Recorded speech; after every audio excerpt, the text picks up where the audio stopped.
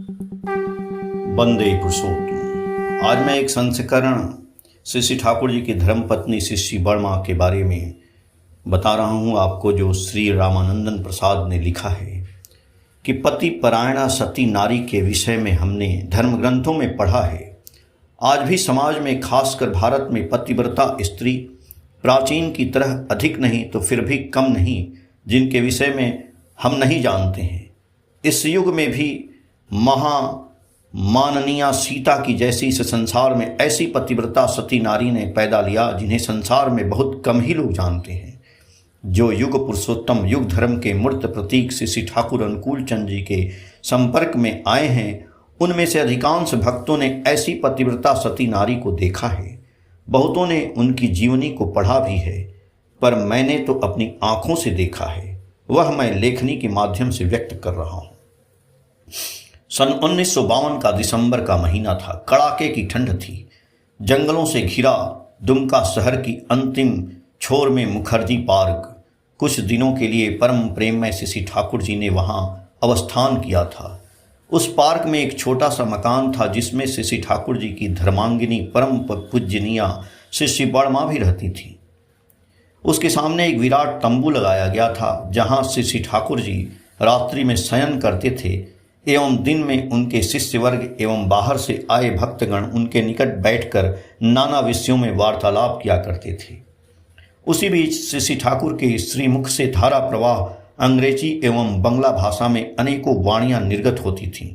वे बड़े वेग से बोलते जाते थे और एक अनुभवी विद्वान भक्त श्री प्रफुल्ल कुमार दास उनके द्वारा कथित वाणियों को एक मोटी नोटबुक में नोट कर लिया करते थे। विशिष्ट लोगों के साथ जो वार्तालाप होता था वह भी उस भक्त के द्वारा लिखा जाता था। उस पार्क के पूरब की ओर 2-3 खपड़ेल के घर थे, जिनमें से श्री ठाकुर के पुराने भक्त रहते थे। मैं भी वहां एक छोटा सा घर में रहता था। मेरे साथ बिहार के कर्मी श्री चंद्रेश्वर शर्मा एवं बैकुंठ प्रसाद सिंह एवं उनके परिवार के लोग भी रहते थे। एक दिन हठात मध्य रात्रि में मेरी नींद टूटी।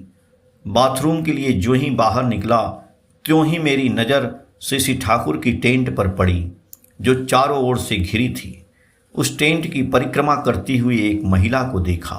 तत्क्षण मेरे दिल में यह प्रश्न उठा कि इतनी ठंडक की मध्य रात्रि में यह कौन ऐसी महिला है जो निर्भय होकर परिक्रमा कर रही है। आंखें फाड़कर जब देखा तो वह अन्य कोई नहीं थी बल्कि स्वयं श्री वर्मा थी। इस घने जंगल में और खासकर गहरी रात में उन्हें परिक्रमा करते देखकर मैं विस्मित हुआ। सोचा कि कितना दुस्साहस है। उस समय कोई दरबान पहरेदार के रूप में नहीं रहता था और शिष्य वर्ग में न कोई शिष्य ही जाकर पहरा देता था। वह चुपचाप रात में उठकर स्वयं अपने स्वामी की पहरेदारी करती थी। शिष्य वर्ग में किसी को इस बात की जानकारी भी नहीं थी।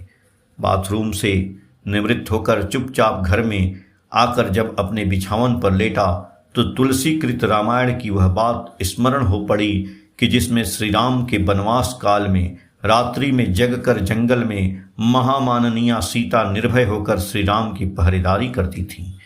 सती नारी को अपने आप पर कितना भरोसा होता है और आत्मविश्वास, जिसे किसी जीव जंतु से लेकर किसी दुर्जन तक से भी भय नहीं होता। तुलसीकृत रामायण जो मुझे कपोल कल्पित कहानी प्रतीत होती थी, वह मुझे उस दिन सत्य प्रतीत हुई। सत्संग देवघर की एक और घटना जो मुझे स्मरण है। श्री ठाकुर के मझले पुत्र पूजनीय श्री श्री छोटदा ने उत्सव काल में हिंदी नाटक का मंचन करने का कार्यक्रम बनाया। उसमें मुझे एवं श्री चंद्रेश्वर शर्मा को मदद करने हेतु अभिनेताओं को हिंदी का उच्चारण सिखाने के लिए आदेश दिया। रिहर्सल में हम लोग हिंदी बोलने का उच्चारण सिखाते थे। सर्वप्रथम श्री D.L. राय द्वारा लिखित बंगला नाटक चंद्रगुप्त की अनुदित हिंदी पुस्तक लाई गई थी और सभी को हिंदी में ही अभ्यास करना पड़ता था। उत्सव आरंभ हुआ। उत्सव के प्रथम दिन ही हिंदी चंद्रगुप्त नाटक मंचन करने का कार्यक्रम बना था।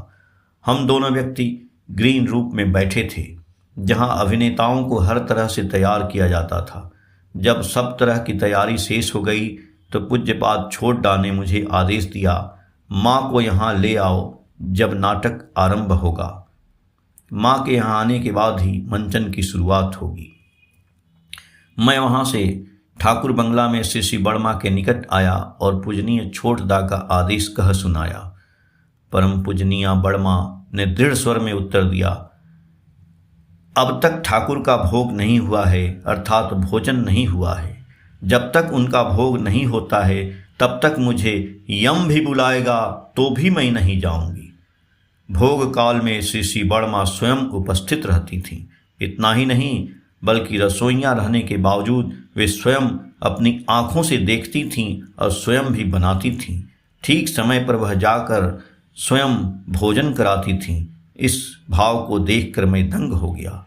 साधारणतः बहुत सी माताओं का वयस हो जाने पर पति से बढ़कर अपने बच्चों के प्रति माया ममता अधिक बढ़ जाती है, इसलिए बहुत से घर संसार में शांति के बजाय अशांति छाई रहती है। किंतु जिस घर में पतिव्रता व सती स्त्री है उस घर में अशांति कभी भी विराज नहीं सकती है। जुलाई 2000, पेज संख्या 41, 42 और 43 से। जय गुरु।